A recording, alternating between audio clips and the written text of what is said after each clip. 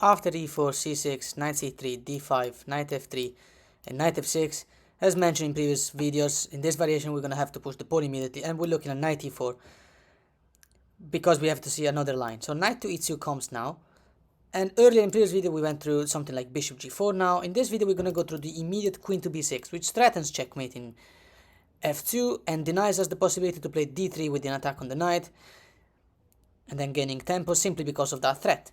So white now plays d4. It's necessary to do that. And let's go through e6. Obviously, if black plays bishop g4 instead of e6, you know how to proceed. There's a threat of bishop takes knight, and if we play h3, bishop takes knight, pawn takes, and the knight is trapped. Make sure you watch the previous video of this same saga before you watch this one so you understand it better. So we're going to look at pawn to e6 now. And now the move to continue is knight to g3. If black takes us, you can take with the h-pawn, and the rook stays on this file, which is where the opponent king is meant to castle. The opponent king is not going to castle this side. It would be a suicide. So what happens now? Let's say, for example, bishop to e7. Bishop e4 would be stupid because c3 is not enough compensation. You see, for example, bishop b4, c3. And now knight to c3 is not enough compensation. Takes back, bishop takes with check, making a fork to king and rook. But then bishop to d2, bishop takes, and then queen takes back. We got the bishop pair, and basically we gave a rook for 2 pieces. Position evaluated +2. We basically up a piece. There's absolutely no compensation whatsoever for the black player. So from the start, we see if we can get used to this. We got the 2 knights and the knight f6, e5, knight e4. We avoid this trade, obviously. Queen b6, threatening mate, d4. And after e6, knight to g3. So what happens after bishop e7? Normal move. Okay, bishop to d3. And now we're going to win a pawn. Knight takes, bishop takes. We will win the pawn in e4. And there's no compensation for that. Besides, our bishop in e4 will be very strong. So there's 2 moves now. None of them is good. If, for example, black takes our knight.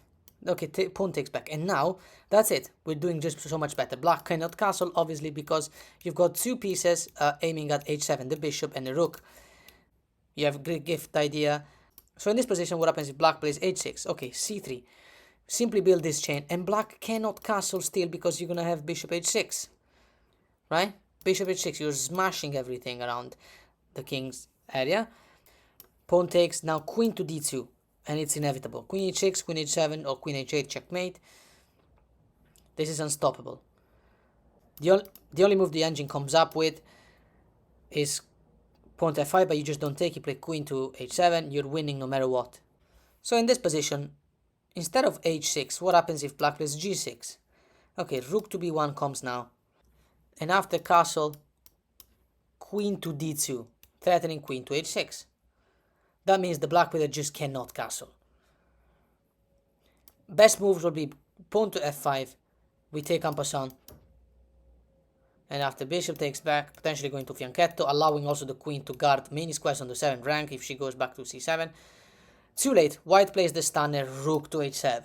Boom. It's an incredible move. We're also going to play bishop to g6, supporting the rook. The rook is there to stay. If black takes the rook, which is what everyone's thinking, well, queen to h6 check, king moves, queen check, only move bishop g7, queen check, king f7, bishop check, king e7, queen check, and then you take it from there. Mate to follow very soon. So from the start, we played the 2 knights against the Caro-Kann. Knight f6, the early knight f6, you play e5, knight e4, avoid the trade. And now we're looking at the queen b6 mate threat. Okay, d4 stops it, e6, and now knight to g3. And after bishop to e7, developing bishop to d3, double attack on that knight. What happens after f5, supporting the knight further? Okay, this seems not to lose the pawn. Okay, but still, take en passant, knight takes back, and now castle. And after castle, looks like the black player might be able to go on to play a normal game, but there's a problem. The knight's defending d4, that pawn cannot be taken. e5 can never push because you can take it for free.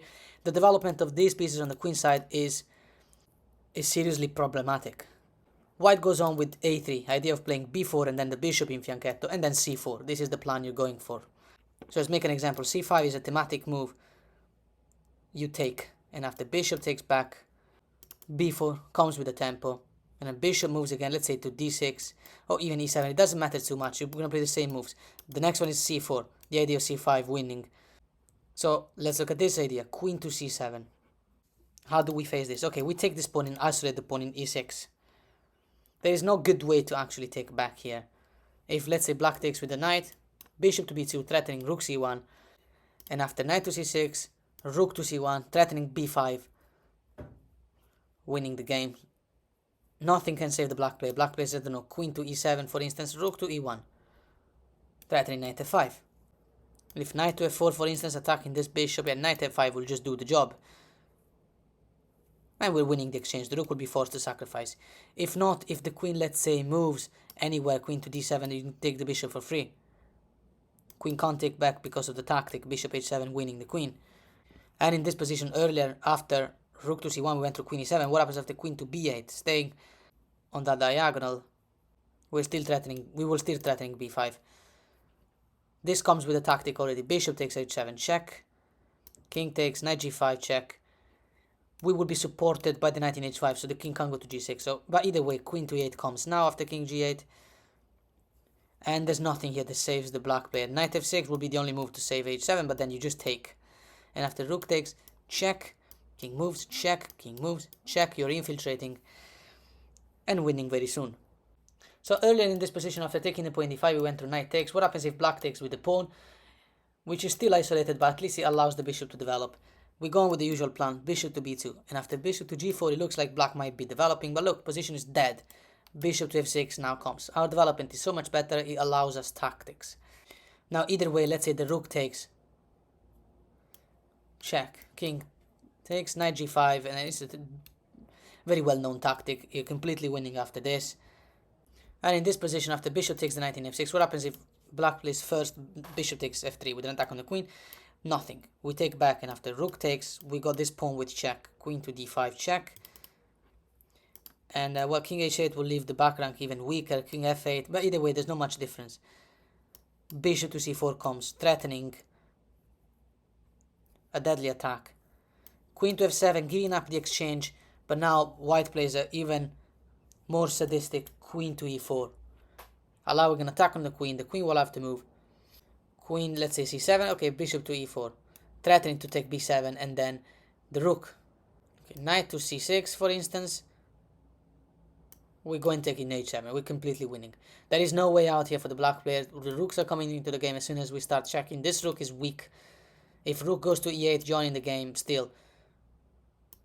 Check, king moves. Check should at least give us the rook. So let's make a recap so we understand it as good as we possibly can. e5, knight e4, knight e2, queen b6, immediate threat of mate, d4, e6, knight g3. Bishop to e7, bishop to d3, threatening to win the pawn, f5. That's the variation we're looking at this moment of the video. Take en passant. Knight takes back. Castle, castle. Remember, black has a massive weakness, which is the pawn in e6. That's what you're going to be playing for. White goes on with a3. And earlier we went through c5, thematic move. What happens after instead black plays a5, stopping us from playing b4 and then bishop b2.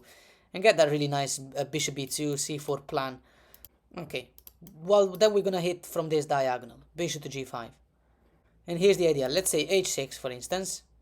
Well, okay, knight to d7 doesn't work to protect the knight and develop a piece because white simply wins the pawn by playing rook e1 and attack this pawn. You can't move the, you can move the knight back again, but then you lost 2 tempos. And here h6, you can just take in e6, and when the pawn takes your bishop, you can take with the rook. You can take the bishop with the rook and put the rook on the 7th rank. Position evaluated +3, more than +3, so that's much better for white. So in this position, what happens after h6? Just to make an example, okay, take the knight, eliminate the knight. The knight is the defender of h7, and when the bishop takes back, c3, and build this lovely pawn chain. Also because we need to put extra support to d4. And now we're threatening the very simple c2. Bishop c2, queen d3, and then infiltration. Obviously, we need to play something like knight h5 as well to remove this bishop, because this bishop is the defender of g7. We want to be able to take in g7 with the queen, because queen h7 is not going to be checkmate. This plan is inevitable. It's going to happen anyway. Black doesn't have anything. Potentially, you might even play a move like knight e5. if black were to, I don't know, play rook e8 with the idea of pushing this pawn. You don't have to, but you can just swap everything, and then meanwhile you're building this battery. Bishop c2, queen d3 is too strong. This move also doesn't work. Queen takes b2. That doesn't work because bishop to c2 comes. And now black will have to play like an engine in order not to be checkmated, because you're threatening queen d3 and it's going to be a massive attack. Black's only move here will be queen to b5, stopping the queen, our queen, from going to d3. Now obviously we play rook to b1, and after queen a6, only move to keep stopping our deadly plan. Knight to h5 comes now, trying to remove that very strong bishop. Meanwhile, knight to d7, the black player defends the bishop. This is the best move by black, and obviously it's because when you take the knight in f6, he's also a very good defender of the square h7, just like the bishop is a good defender of g7. So it's not very profitable to take that bishop now. White goes on with rook e1. When, you know, there's this usual tactic here. I mean, not tactic, this usual pattern when you're facing the Caro-Kann and black has a backwards e6 pawn, and then there's a knight covering the bishop, and the bishop basically can't defend this pawn, and the rook is threatening to literally just take it. What happens after c5? Allowing the defense of the square e6 and also putting some attack over our very strong pawn chain in the center. c4, thematic move. Now we have an idea of playing queen to d3, and this is really strong because you're threatening queen h7 check, and then we eliminate this bishop, and then we will have access to h7, g7. After g4, neither way to take the pawn works. Taking with the pawn, position evaluated +4 for white, and obviously you know why. d5 produces an insane passed pawn, and obviously taking the pawn means you can play queen to d5, and a lot of terrible things happening soon.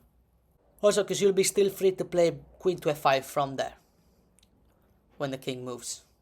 And as mentioned, the other way also doesn't work. Queen takes in c4 also doesn't work. You play bishop to d3, the queen is trapped. The only move, see, nowhere on this diagonal, nowhere here because the queen, no, not the pawn because of the knight. Queen a2 is the only move. But then queen to c1, stopping the queen from being able to escape by capturing the pawn in a3. The threat now is rook e2 winning the queen, and that cannot be stopped. So in this position, knight takes bishop first, check. Knight takes back, and now queen to c1, preventing the black queen from being able to escape the capture by capturing in a3 and maybe saving herself. In this moment, the black queen's got nowhere to go, and rook e2 wins the queen. Wins a lot of material. This is unstoppable. According to the engine, the best move is b5. And now after rook e2, queen takes in b1 is the best move. Bishop takes, and now c4. This is the compensation that the black player tries to get. I mean, the black engine tries to get for the lost material. White has to play very careful here not to be crushed by these pawns and having to give up material. Queen to e1 attacks this pawn, stops the rook from playing rook to b8 because then you can take the pawn for free. And b4 now doesn't work in order to produce a passed pawn because you can take. Yes, black has a passed pawn, but it's weak. And we will be fine. We got a queen after all. Here nothing works after queen e1. Let's say black plays rook to f5 with the idea of going to support the pawns. You play rook to a2. Rook b7, bishop to c2. These pawns aren't going anywhere, because now b4 doesn't work. You can just take, and when the rook takes back, the pawns will not be united anymore. You're going to be able to take the pawn in a5, because then the rook will be undefended. If instead the pawn takes, well, obviously you got the rook attacking in a8. The last mention, and then we can close this video, would be about the early c5 move. So in the same variation, knight f6, e5, knight e4, knight e2, queen b6, d4. And now, instead of e6 and everything that we've been going through in this video, c5. This looks like it makes sense, but I mean, you just take. Comes with an attack on the queen, queen to c5, renewing the attack on f2. Now we play though knight e to d4. We're pinning our knight to the checkmate square, but this is not for long. Knight to c6, you play c3, and you don't have to worry about anything. The knight isn't really attacking anything. It's all well protected. And after bishop to g4, now white plays bishop to g5, b5. That's it. We have overcome the threat of the checkmate immediately, and we're going to carry on playing this game. By the way, taking the knight here is bad because g takes f3 traps the knight. Remember that pattern. if black plays, let's say a6, attacking the bishop, what happens here? Okay, take, obviously only way to take back is with the pawn, and now bishop to e3, excellent square for the bishop, threatening a discovered attack on the queen, rook b8, best move, and now we just ignore the pawn in b2 and castle. And after rook takes the pawn in b2, rook to b1, and the black player is in serious trouble. The rook can't just go and grab another pawn simply because rook check, and after king to d7, queen b3 is a fork. We're threatening to take the rook, and we're also threatening queen to b7, ending the game immediately, and this is inevitable now. So after rook takes and queen takes, the black player loses the right to castle forever. There is no coming back from this. You're always going to be able to play queen check, and then queen check again when the king moves, and then you got the knight taking c6, is game over. Even if the queen gets greedy, but either way, you're going to play queen check, right? King moves, and then e6 sacrifice. Only way to take back is with the pawn, and knight d5 is made. But either way, it's not like the game has to go exactly like this, but you can take it from here. But you can do whatever you want in this variation. And earlier in this position, we saw how bad everything goes after rook takes b2. What happens if black simply goes on with development and says, you know what, first I'm going to castle, do all the normal things, and then go for this pawn, if that pawn's still available, considering that white cannot play b4 without dropping c3. Well, okay, h3, and that's it. The bishop can't take because pawn takes and then the knight is trapped. Bishop h5, and now knight takes e6. Boom! It's an incredible move, attacking the queen, attacking like the world.